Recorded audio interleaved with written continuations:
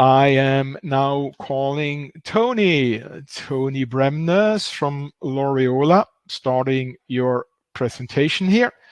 So quickly, Tony will speak to us about life settlements as a bedrock investment, right? And Tony, over to you. Thank you very much, Matthias. And good morning, good afternoon, good evening, wherever you're listening from. Thank you for joining us. I am the founding partner and managing director of Laureola Advisors. We've been in business for 8 years. We're regulated or registered with some of the leading national regulatory authorities. And also, we're signatory to the United Nations Principle for Responsible Investments, underlining the strong ESG characteristics of the asset class. So what are life settlements? For those of you unfamiliar, I'll give you a brief description of the asset class. In the United States, it's both legal and encouraged by the government to sell your life insurance policy if you no longer want it or no longer need it. The market has been highly regulated over the past 10 years, and the right to sell your life insurance policy has been enshrined in law in the United States since 1911. And unique in our market, it's a private market. Every policy is considered a private asset, but both the buyer and the seller can profit. And that's because it's the life insurance company that loses in that transaction. Here's a graphic representation of the transaction and the cash flows. Life settlements are therefore resold life insurance policies in the United States. The fund, Laureola Fund, will typically pay 20% of face of death benefit to the insured to take over the ownership and to take over as beneficiary of the policy.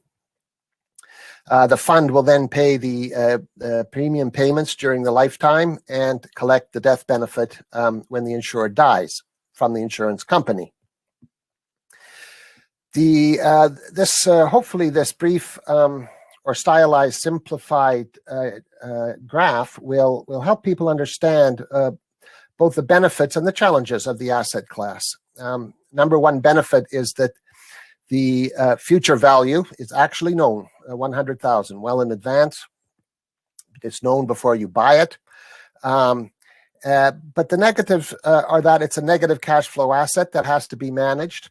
And it's also, the timing is not certain. The timing of death, of course, is not certain. But it does have a certain outcome, and that outcome is many times what you pay for the asset. Why are there returns available in life settlements? It originates from the fact that the surrender value, or the amount the insurance company will pay for a policy when the insured is still alive, is risible. It's very small. And hence, we can pay 3 to 4 times more what the insurance company is offering for the same policy and still deliver 8 to 12% returns to our investors. And again, that's because the insurance company is a loser in the transaction. Insurance companies in the United States base their business on the fact that 85% of life insurance in the United States lapses, which means the individual stops paying the premium and the carrier never has to pay the death benefit. We come in the middle of that arbitrage and are able to offer more to the insured as well as more to our investors. I'm going to do something a little unorthodox. I'm going to talk about Laureola and our process and our returns in just a minute. But I'd like to go back to basics and try and take investors back to basics. Basics in terms of what why investors look to alternatives in the first place, why they should look to alternatives, and how to distinguish the good alternative from the bad, how to distinguish the contenders from the pretenders, as it were. So why should you look? Well, it's mostly to do with traditional proper portfolio construction. You want diversification. But there may be a second, more compelling reason in today's world, and that's the overvalued traditional markets. They're becoming increasingly volatile. They're becoming increasingly correlated, and they're becoming increasingly unstable. We saw 2 examples recently One was a very large finance company called Greenshill, which lost billions of dollars for its investors. And the second one was a hedge fund that was over-leveraged called Archegos. Again, it lost billions of dollars for the banks that had lent it money. So in this kind of market, you want something that's a bedrock, we believe. And that to get that kind of bedrock consistency, I believe you need to look to alternatives. How should you measure the alternatives? Well, you want the statistical zero correlation, of course. And also, you want non-correlation in practical terms, which means a strategy that can make money when other markets are in decline and even perhaps in crisis. But most importantly, and I believe this is what investors often forget, is that you want the returns to be completely independent of liquidity inflows and liquidity levels across asset classes. And the reason for that is that liquidity levels across all asset classes are correlated. Liquidity flows from one asset class to the next. And this is what disappoints investors in many alternative strategies, is that they seem to be non-correlated. Structurally, it may look like they're non-correlated, but when the liquidity crisis hits, because the returns were based on liquidity, perhaps the manager didn't even realize it, never mind the investor, but if the returns are based on liquidity, that asset class will decline. How to determine a good one from a bad one? We would suggest certainly in life settlements that cash returns are one of the most important metrics. And of course, the returns must be sustainable and repeatable. And it would be our belief that a genuine alternative is more likely to be found outside of the traditional markets of equities and bonds. So how does Laureola measure up to these criteria? Correlation test number one. You can see that Laureola's is in the sweet spot historically over the 8 years of returns, monthly returns. We're roughly between 0.25 positive and 0.25 negative, so in the sweet spot for non-correlation. And interesting, we're also non-correlated with most alternatives as measured by Barclay Hedge. In practical terms, when the S&P, which I use as a proxy for traditional markets, when the stocks go down, Laureola Advisors has done very well. In the 10 worst months for stocks since Laureola has started managing money in 2013, we've been positive in 9 of those 10 months and overall averaged a positive return over that period where the equities have been in decline. Not just once, but 9 times out of 10. Strong returns there.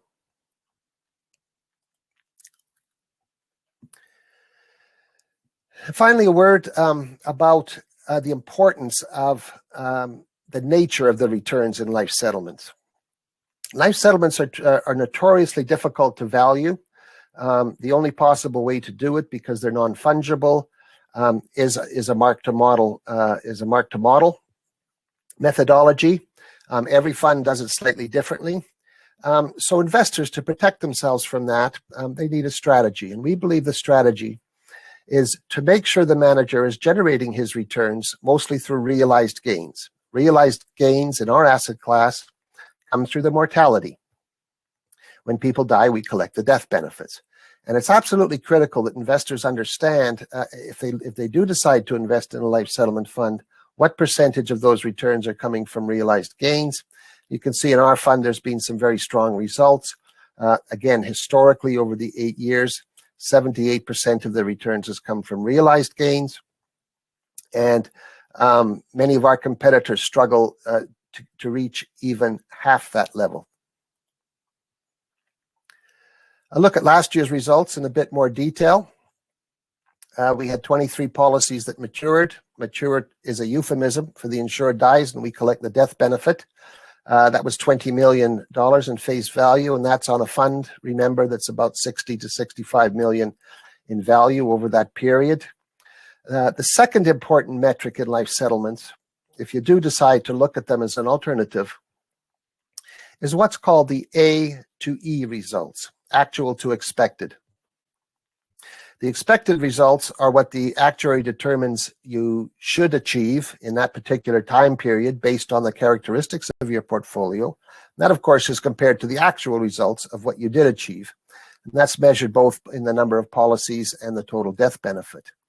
And just to put these numbers in perspective, it's very rare in our industry for either investors or players of any kind, including life expectancy underwriters. It's very rare for a player to achieve 100%. And most struggle in the 75 to 85% area, and 90 to 95% is considered good. So 100% is not average. It's very rare. And we achieved that last year, so we're very proud of that. Those numbers, of course, are volatile. Not all our results have been at 100%, but last year we certainly had a very good year. And I believe it comes from a number of factors, but certainly one of the factors is that in 2018 we changed our underwriting process. We changed personnel, and we brought on a panel of medical and scientific experts to help us understand the mortality and the ailments of the individual insureds. And that paid off some in 2019 and more so in 2020. So the trend is very definitely positive, and some of these improvements are starting to come through. There is, of course, always an element of randomness, as well as perhaps an element of catch-up. 2 years ago in 2018, we were not at the same level.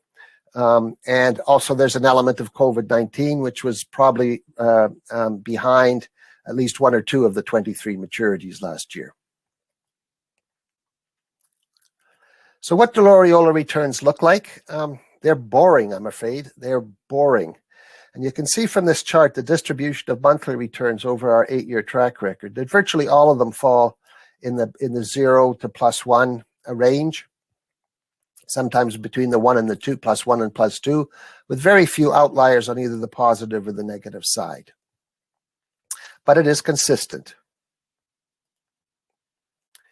And this is a chart of our 3-year rolling returns. Again, boring, but consistent, and also quite competitive. So in fact, we have two peaks. The green is the Laureola. This is a peak from earlier on in our history, so please ignore that. We won't cherry pick. And we'll use the second peak here, which is the lowest number for Laureola. And it averages the 3-year returns around 8 to 10% per year.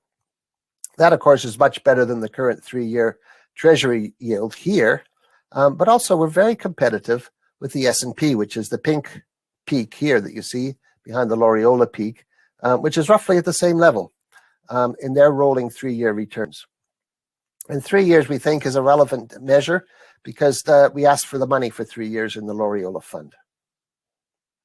So again, consistent, but competitive.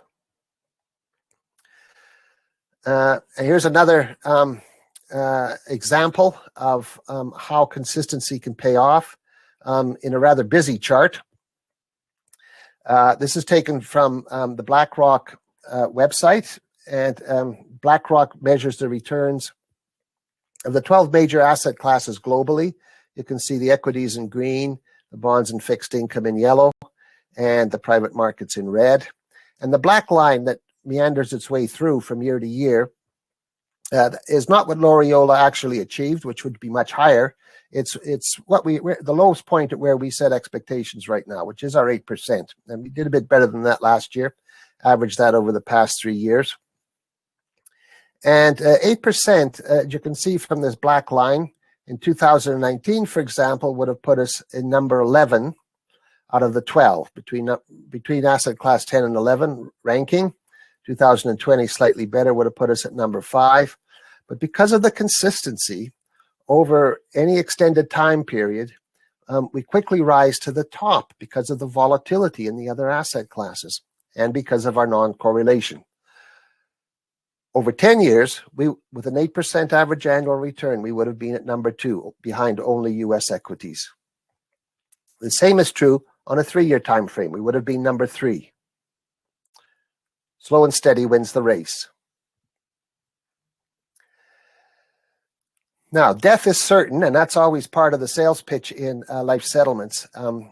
But it's a big mistake to conclude that returns in life settlements are certain, because they are not. And if you do decide to look at life settlement funds as part of your alternative strategy, well, please keep this checklist of what to look for to avoid the mistakes of the past. The strategy must be based on mortality. If it's not, you should really walk away, and the manager should be focused on mortality and talk about that more often than anything else. A high level of unrealized gains or accounting gains is to be avoided. Make sure there's a proper alignment of interest, which in practical terms means that the manager should not be allowed to take a performance fee on unrealized gains, because the unrealized gains could very well be based on aggressive accounting measures. Of course, you want to avoid funds that self-value, and make sure the manager understands the concept of liquidity mismatch. The liquidity of the underlying asset, which is life settlements in our case, should match the liquidity of the fund, and vice versa. So why Laureola? Well, we think we meet the criteria that we outlined earlier for a successful and attractive alternative investment. We're genuinely non-correlated because our returns are based on mortality. Our team has over 200 years of life settlement experience. The performance fees are only on realized gains, ensuring an alignment of interest. We have in place the panel of medical and scientific experts. Their bios are available on the website if you're interested. And finally, there's our long-term results. You can see behind Matthias, if he gets out of the way, you can see that they're very consistent. Thank you very much for your time, and I'm certainly available to answer any questions later.